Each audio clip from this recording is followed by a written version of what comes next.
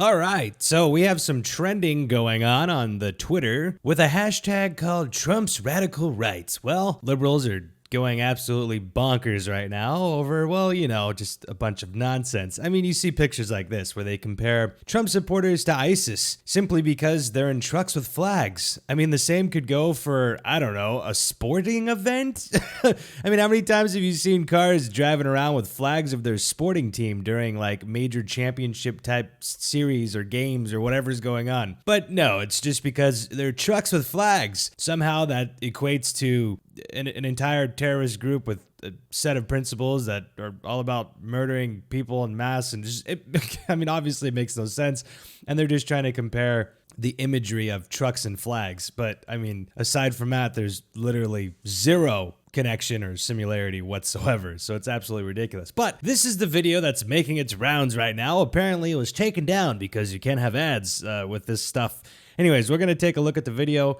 Basically, this is what started the hashtag, from my understanding, is this Trump's radical rights going on. There's over 80,000 tweets now with this. I think they're trying to push a narrative that because the left is being shown to, with Antifa and BLM, that their riots are not peaceful, they're very violent, they burn down things, they attack people, that they're losing in the polls, I think, from the left side. So they're doing stuff like this to try and push a new narrative to be like, oh no, look, the right is the crazy violent ones. It's like, okay, well, let's check it out though. Country has seen a rise in violence by white supremacists. A hate group known as the Proud Boys. Knock the crap out of them, would you? Seriously, very fine people on both sides. Maybe you should have been roughed up. The FBI said the Proud Boys are responsible for some of the violence in Portland and elsewhere. Right-wing extremists were linked to at least 50 murders last year.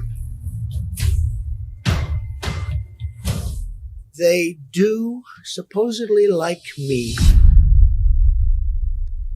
Interesting. Okay, so you take one instance of what looks like an attack on somebody. I think the mace in the face was obviously terrible. They hit a guy from behind. I don't think anyone's okay with that.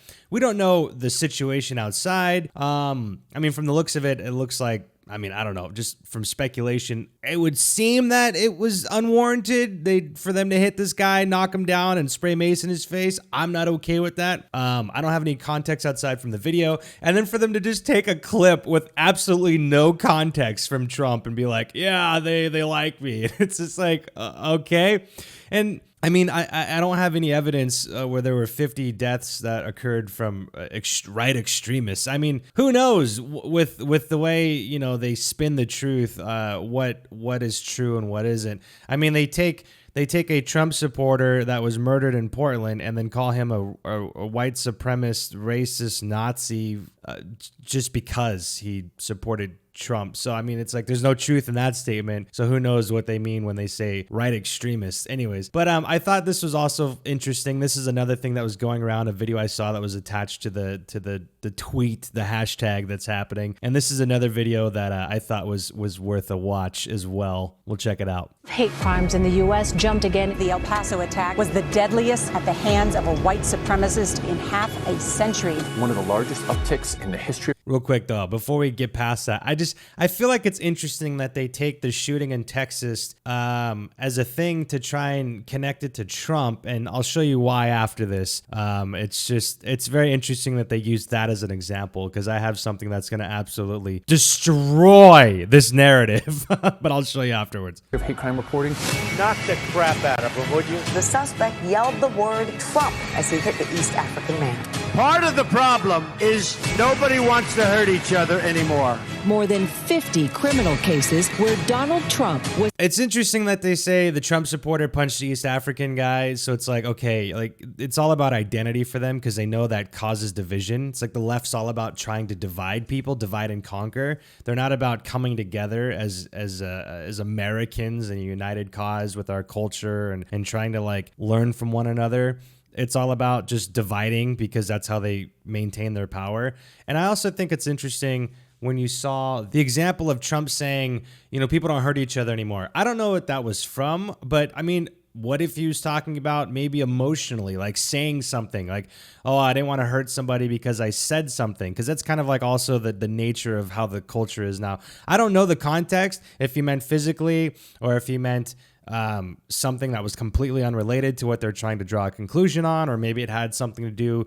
There was more nuance where he was referring to speech. So I don't know, but that's the thing. They just take these hot clips and they put them together to create this narrative. And it's like, I'm just trying to tell you, just take everything with a grain of salt when you look at this stuff. Problem is nobody wants to hurt each other anymore. More than 50 criminal cases where Donald Trump was explicitly invoked in relation to violent acts. When you see these caravans, this is an invasion. A racist manifesto posted claimed this attack is a response to the Hispanic invasion of Texas. It's just funny when you look at their examples of 50 people that like supported Trump that committed atrocious acts, like they committed these felonious acts of violence. I don't even know what they're referring to, but let's just take it. Let's just say, okay, yeah, that's the case. I mean, isn't it safe to assume there's over 100 million Trump supporters in the country? We'll just take a third of the country, even though you would think 50-50, right? To bipartisan thing, you know? No, let's just take a third. Over 100 million people, and you found 50 cases of supporters in that group. Isn't it the same? I mean, like, don't you apply the same logic when it comes to like Islamic extremists and terrorism and stuff? You go, oh, well, there's over 1 billion people. There's only a couple that are really bad. I mean, but you found 50 out of 100 million that were Trump supporters, and that's your evidence? I mean, come on now, use your head. The president and his words appearing in scores of police reports and courtrooms. The irresponsible rhetoric of our president, who has used the pulpit of the presidency to divide us by race and color, has made America a more dangerous environment than, frankly, I have ever seen. Really, American Hack is responsible for the content of this advertising. Okay, I don't, I don't see the validity in any of this.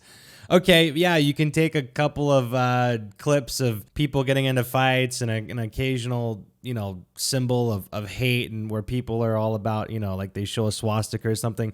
But that's not the common theme amongst Americans. You know what I mean? That's not like a normal thing. And who knows how many of these things are taken completely out of context. Anyways, they led with the shooting, the Texas shooter that was a proclaimed white supremacist. And I thought that was so interesting because I have something here. Check this out. Remarks by President Trump on the mass shootings in Texas and Ohio. This is from August 5th, 2019. This is from whitehouse.gov. This is President Trump speaking on the mass shootings in Texas and Ohio. But the one that they decided to bring up was the one from Texas. So let's scroll down. This goes on for a bit. You can find this. It's not hard. But just check this out. It reads, this is Donald Trump speaking. The shooter in El Paso posted a manifesto online consumed by racist hate. In one voice, our nation must condemn racism, bigotry, and white supremacy. These sinister ideologies must be defeated. Hate has no place in America. Hatred warps the mind, ravages the heart, and devours the soul. We have asked the FBI to identify all further resources they need to investigate and disrupt hate crimes and domestic terrorism, whatever they need. So he calls this guy a terrorist, he denounces white supremacy, and he's against racism. But they lead. That's an ad that they're leading the narrative with. That this lunatic, this terrible human committed atrocious acts, committed a terrorist act in the United States, and then Trump is entirely against it and it is on record. It is on record that he's against it. And yet they lead with that.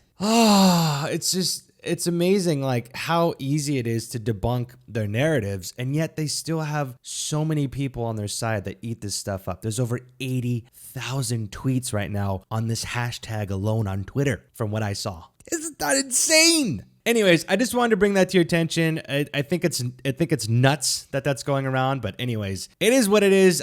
This isn't anything new to us, right? We see it. But if you haven't seen this stuff before, hopefully this opened your eyes a little bit, or maybe you can show this to somebody who needs their eyes to be open, because people need to know the truth, right? Anyways, hope you're staying safe out there. And until next time, God bless.